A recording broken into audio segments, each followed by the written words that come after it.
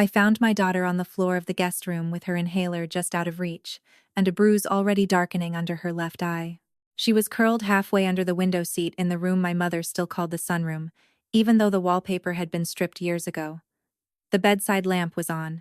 The bathroom door was open, and on the carpet beside her, the silver frame with our last Christmas picture in it was cracked straight through my daughter's face. She was trying so hard not to cry that it made her breathing worse. I dropped to my knees beside her and reached for the inhaler. Her fingers grabbed my wrist before I could use it. She whispered, "Mom." Then she looked toward the hallway, toward the voices downstairs, and she said, "Your parents said my blood is an outsider. If you have ever heard somebody you love repeat back a sentence that should never have been put inside them, then you know how a room can change in 1 second. Stay with me for a moment because I thought she had misunderstood." Then I looked at the cracked photo frame on the carpet, and I knew she hadn't. I got the inhaler into her hand. I counted with her while she took a breath, then another. Her hair was stuck damp against her forehead. There was mascara under one eye because she had begged me to let her wear a little for the family dinner, and I had said yes because she was 14 and wanted to feel older, and because I was still stupid enough to think that house could hold us safely for one more night. Downstairs I could hear my mother laughing. Not loudly, just the soft, careful laugh she used when she wanted everyone to believe nothing uncomfortable had happened. There were still voices in the dining room, forks, ice and glasses, my father saying something about legacy. That word, legacy. He had been talking about it all evening. The family name, the family line, the old portrait over the fireplace with all the dead men in dark suits, and all the women in pearls standing one step behind them. My daughter had been quiet through dinner. Too quiet. I thought she was tired. I thought she was embarrassed because my mother kept introducing her as our granddaughter, technically. With that tiny pause before the last word. I did not stop it. That is the part that lives in me like a stain. I kept smoothing it over. I kept telling myself they were old, that they did not mean things the way they sounded, that keeping peace was more important than making a scene. Then I found my daughter on the floor trying to breathe in a room with a in a room with a broken picture frame and my father's signet ring sitting on the bedside table where he must have set it down before he left. My daughter looked at me. Her voice was so small I almost missed it. She said, "Grandma said I'm not real family." Then, after a second, because children always tell the worst part last, she whispered, "And Grandpa said, blood remembers." I looked at the doorway, at the strip of yellow light from the hall, at the cracked photograph on the floor, my daughter's face split by broken glass, mine still whole. Then I reached into my purse for my phone. There was only one person I could call, my Uncle Daniel.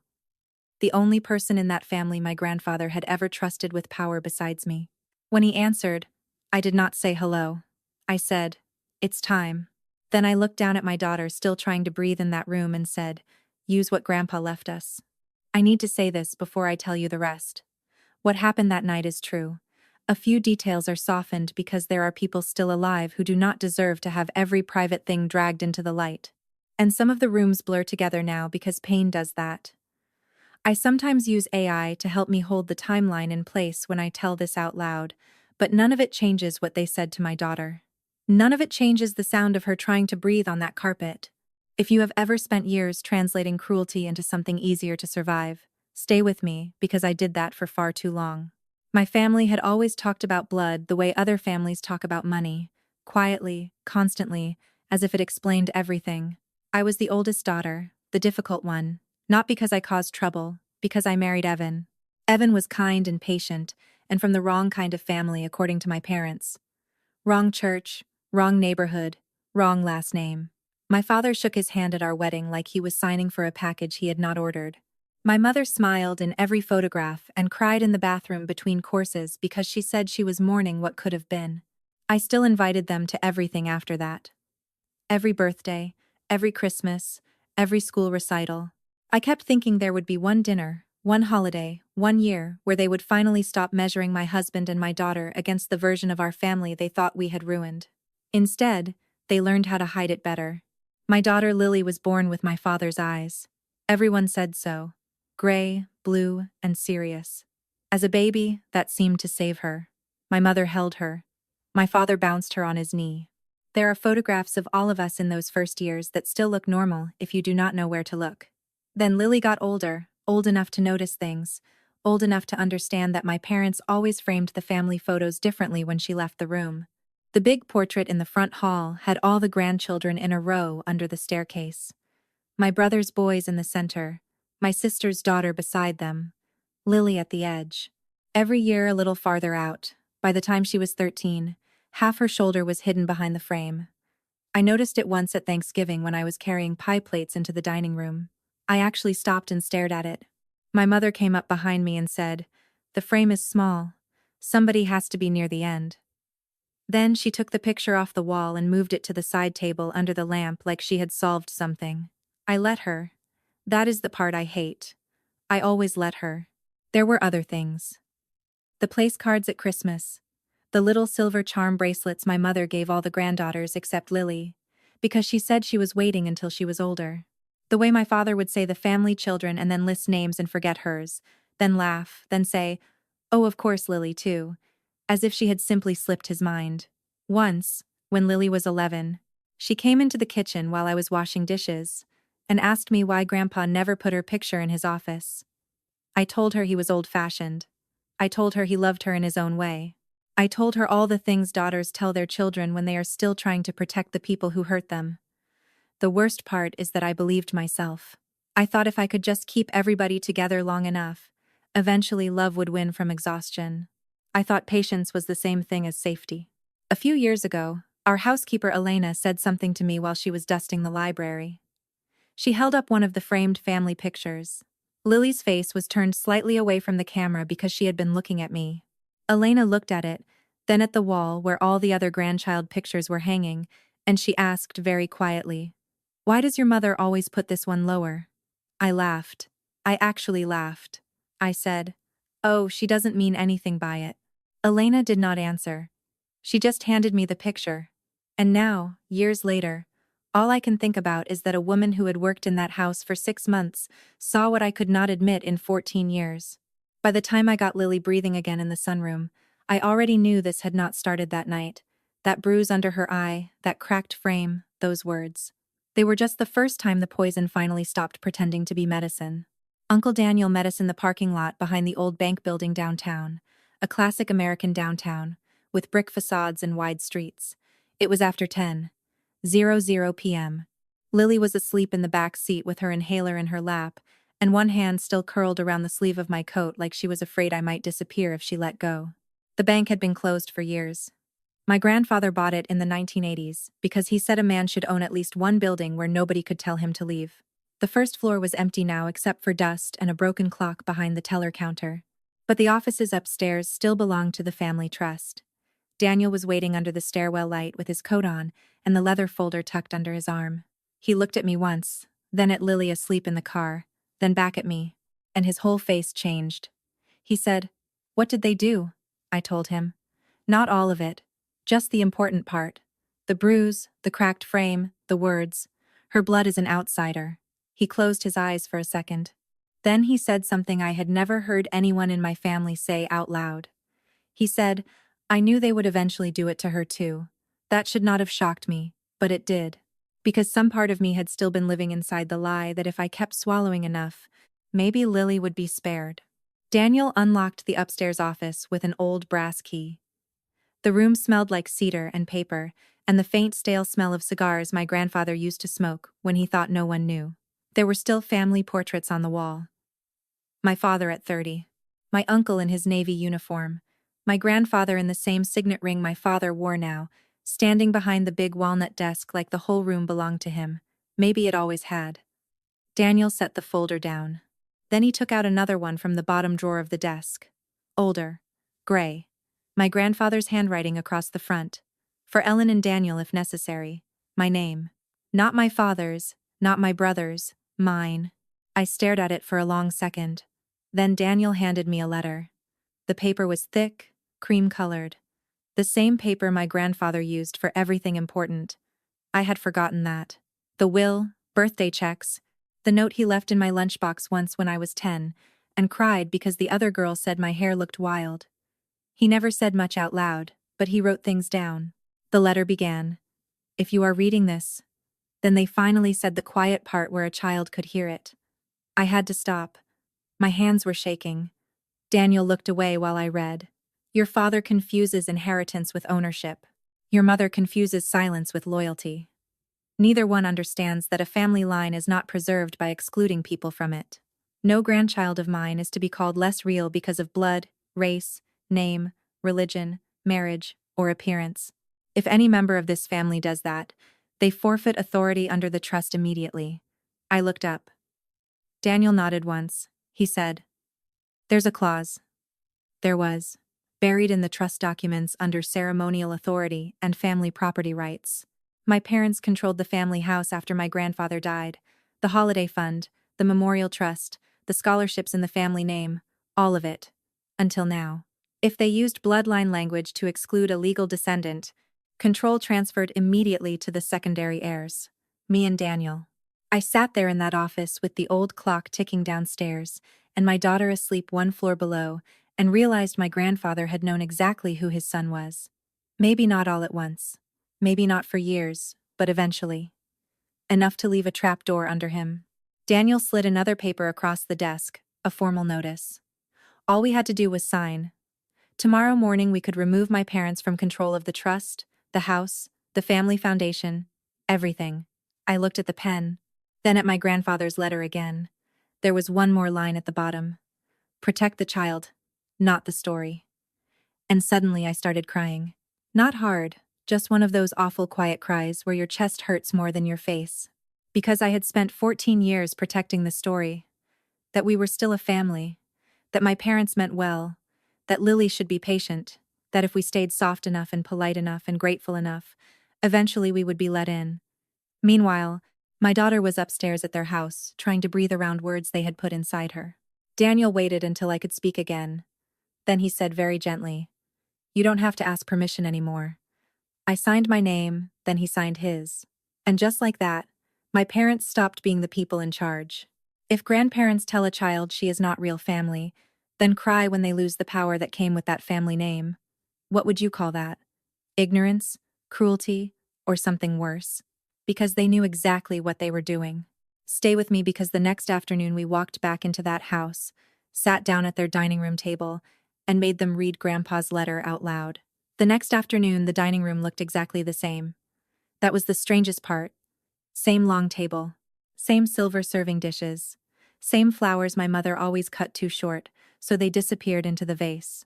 The room smelled faintly like lemon oil and ham, because she had made one of those Sunday lunches she always made when she wanted to pretend we were still the kind of family that gathered around a table and belonged to each other. My father was at the head of the table, my mother was beside him, my brother and his wife were there, my sister, 2 cousins. Elena from the kitchen moving quietly between rooms like she always did when the house got tense. And Lily. Lily sat beside me with both hands folded in her lap, and her inhaler tucked into the pocket of her sweater. She had a little yellow bruise under her eye. My mother kept not looking at it. Daniel came in last.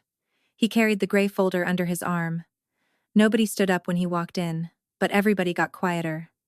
My father looked at him and said, "What is this?" Daniel did not answer. He walked to the table, set the folder down beside the place cards. My mother had made one for everyone. Heavy cream paper with gold writing. There was one for Lily. Lily Ann Mercer. The full name.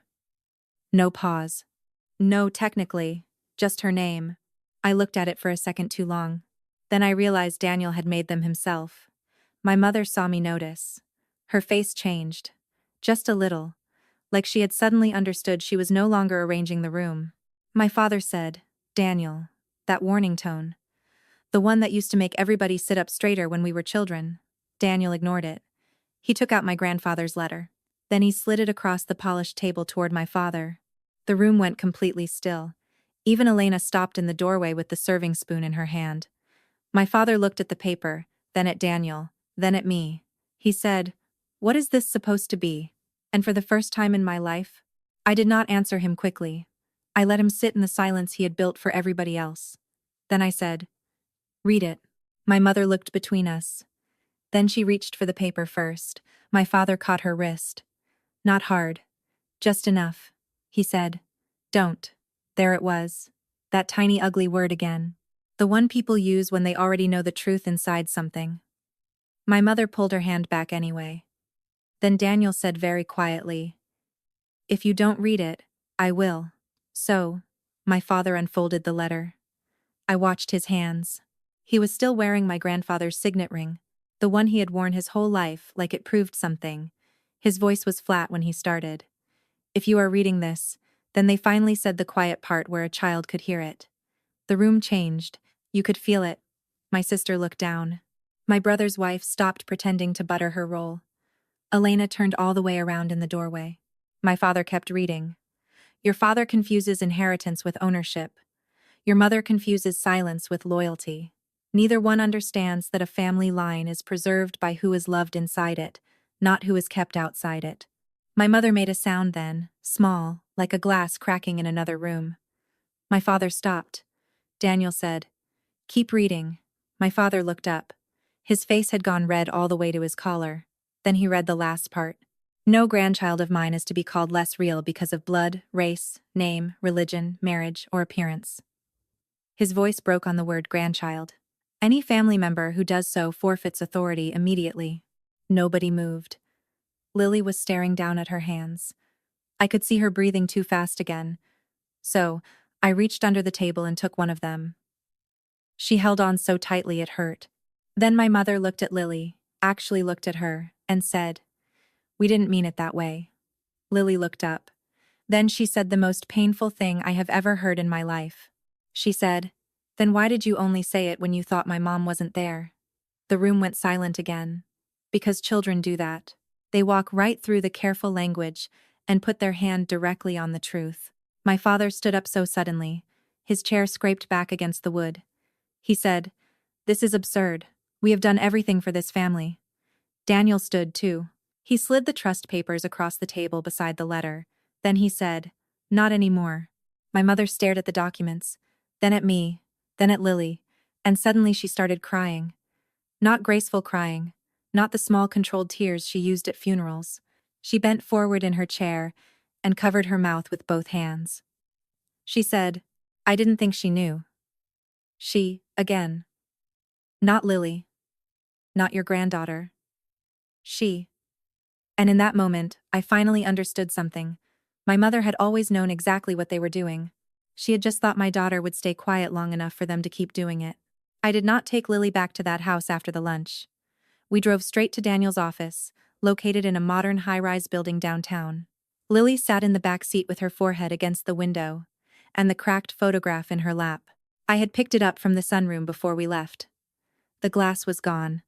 The silver frame was bent at one corner. In the picture, all of us were standing in front of the fireplace the Christmas before. My parents in the middle. My brother's children close beside them. Me and Lily at the edge. And the crack ran exactly through Lily's face.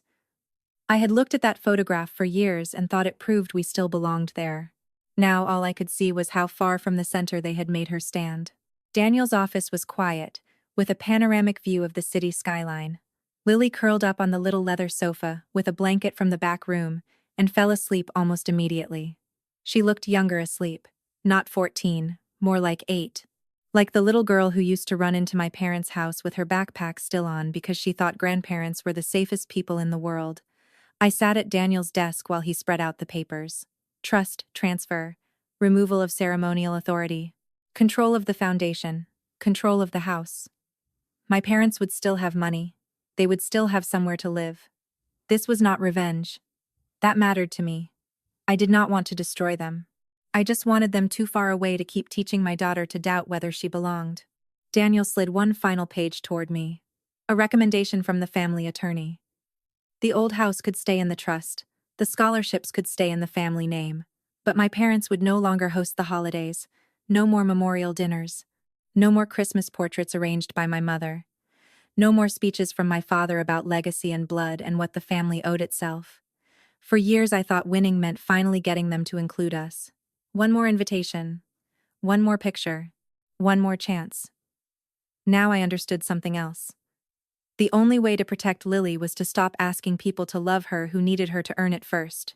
I signed every page. My hand did not shake. Daniel watched me for a second. Then he said, Your grandfather would have been proud of you. I almost said no. That old reflex, the one that still wanted to argue for smaller. Instead, I looked over at Lily asleep on the sofa. Then I said, I hope you would have been proud of her. Daniel nodded. He would. When we got home that night, I took the cracked photograph into the kitchen. Our kitchen, small, yellow walls, a dent in the refrigerator from when Lily hit it with a scooter when she was 6. The whole room smelled faintly like cinnamon, because I had baked banana bread that morning before we went to my parents' house. Back when I still thought the worst thing that could happen that day was another awkward lunch. I took the photograph out of the frame. My hands were careful around Lily's face. Then I folded the picture once, right through the empty space between us and them. Not angry, just exact. I put my parents and the others in one pile. Then I kept the part with me and Lily. I found another frame in the hall closet. Cheap black wood, one corner chipped. I put our half of the picture inside it and set it on the kitchen windowsill. Lily came in a few minutes later, rubbing sleep out of her eyes. She looked at the new frame, then at me. She said, "What happened to the rest?" I thought about lying, about saying it broke, about saying I threw it away by accident. Instead, I told her the truth. I said, I don't want you growing up inside a picture that keeps asking you to stand at the edge. She looked at me for a long second. Then she climbed into my lap the way she had not done in years. Her face pressed into my shoulder. And very quietly she said, "Okay." Outside, my phone kept buzzing. My mother, my father, voicemails, texts, long messages about misunderstanding and family, and how we were making a terrible mistake. I turned the phone face down on the counter. For once, I let them wait. 3 days later, my parents came to my house. Not together. That surprised me. My mother came first. She stood on my porch, holding a casserole dish covered in foil like she thought she could carry the old version of herself into my kitchen and I would let her. When I opened the door, she looked smaller. Her lipstick was smudged. Her coat buttoned wrong. For one terrible second, all I wanted was to fix it. That is the thing about daughters. Even after everything, some part of you still wants to hand your mother a tissue and say it's okay. She looked past me into the house, at the little kitchen table, at Lily doing homework in the next room, at the new black frame on the windowsill with just the two of us in it. Then she started crying. She said, "I never meant for it to become this." I believed her. That was the worst part. I believed she had never planned it. She had just let it happen again and again, until there was a bruise on my daughter's face and a sentence inside her that would take years to get out. I did not let my mother in. I stepped onto the porch and closed the door behind me. There were wind chimes on the neighbor's porch, a dog barking 2 houses down. My mother twisting the edge of the foil around the casserole dish until it tore. She said, "Your father is devastated." I almost laughed. Not because it was funny. Because devastated was such a strange word for a man who had spent his whole life believing he got to decide who counted. Then my father's car, a classic American sedan, pulled into the driveway. He got out too fast, like he was still operating under the old rules where entering loudly counted as authority. He walked toward us, stopped when he saw the closed door behind me. For a second, nobody spoke. Then he looked at the window, at the black frame on the sill, at Lily inside, and his whole face changed. He said, very quietly, "She took down the family picture. Not our daughter, not Lily. She. Still." I looked at him, then at my mother. And I understood something I should have understood years ago. They did not want forgiveness. They wanted access. Access to the story where they were still the center, and we stood at the edge waiting to be invited in. My father's eyes filled suddenly. He said, "You can't do this. She's our granddaughter." There it was. Granddaughter. Finally. The right word. Too late. Lily came to the window then. She stood there in her socks, holding her math book against her chest. She looked at my parents. Then she looked at me. I smiled at her. Small. Steady. And she smiled back. Then she walked away from the window. My father made a sound when she disappeared. A terrible broken sound. He sat down hard on the porch step and started crying. Really crying. The kind that bends a man in half. My mother sat beside him. For the first time in my life, they looked exactly the way they had always made me feel. outside looking in. I stood there with my hand on the doorknob and realized I did not want an apology anymore. I did not even want them to understand. I wanted my daughter to grow up in a house where she never had to ask whether she was real family. So I said, "You need to go." My father looked up at me. His face was wet. He said, "Please." And I said, "No." Not cruelly, not loudly, just clearly. Then I went back inside and locked the door. That night, Lily climbed into bed beside me with the new framed picture in her hands. She set it on the nightstand. Then she said, "Mom?" I said, "What?" She touched the edge of the frame with one finger. Then she said, "I think this one feels more real. Thank you for staying with me through this. If you have ever spent years trying to earn a place in a room that kept moving farther away from you, I hope you remember this. The people who make you prove you belong are not the people who get to decide whether you do." Subscribe and stay if you want to sit with stories like this one. And if there is someone in your life who still feels like they are standing at the edge of the picture, maybe this is the week to move closer and make room for them.